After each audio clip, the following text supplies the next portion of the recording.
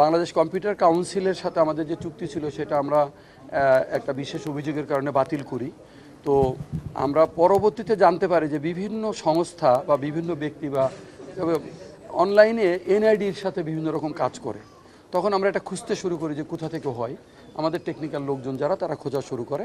তো তখন আমরা কয়েকটা প্রতিষ্ঠানে আমরা লোক পাঠাই, যে সমস্ত প্রতিষ্ঠান থেকে হচ্ছে মর্মে আমরা অনুমান করি।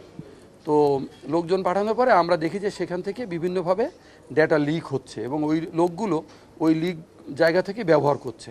তখন আমরা ওইগুলো ক্লোজ করে দিই এবং আমরা তখন চিন্তা করি যে তাদেরকেও আসলে আমাদের সাথে সম্পৃক্ত করা দরকার এবং এই যে মূল্যবান ডেটা, এই যে তথ্য ভাণ্ডার, এটা রাষ্ট্রের জন্যে, জনগণের জন্যে, বাংলাদেশের জন্য খুবই গুরুত্বপূর্ণ।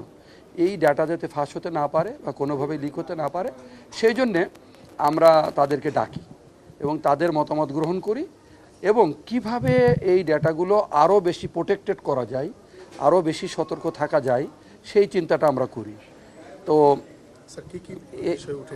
হ্যাঁ, আমরা বলি, আমরা যে ডিসিশনগুলো নিয়েছিলাম সেটা আমরা ওনাদেরকে জানিয়েছি আমাদের প্রাথমিকভাবে।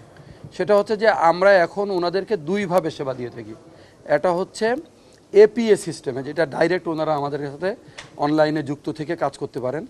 আরেকটা হচ্ছে পোর্টাল সিস্টেমে, অর্থাৎ ওই যে আপনার এনআইডি নাম্বার এবং ব্যক্তির জন্ম তারিখ দিলে পোর্টালে ওই তথ্যগুলো ভেসে আসে। তো এইভাবে তারা নিচ্ছিল, কিন্তু আমাদের একটা সিদ্ধান্ত এরকম হয়েছে যে আমরা যেহেতু এনআইডি ওনারা যাচাই করে, তাহলে আমরা ওনাদেরকে এনআইডি যাচাই করাবো।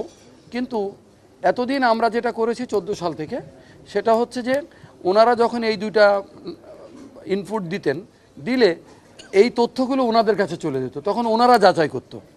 আমরা এখন যেই জায়গাটায় যেতে চাচ্ছি সেটা হচ্ছে যে ওনারা ইনফরমেশনটা দিবে আমাদেরকে, দিলে আমরা ওটা ম্যাচ অথবা নো ম্যাচ অথবা ইয়েস বা নো এইটা আমরা বলে দেবো। অর্থাৎ যাচাইয়ের কাজটা আমাদের এন্ড থেকে হবে অনলাইনে।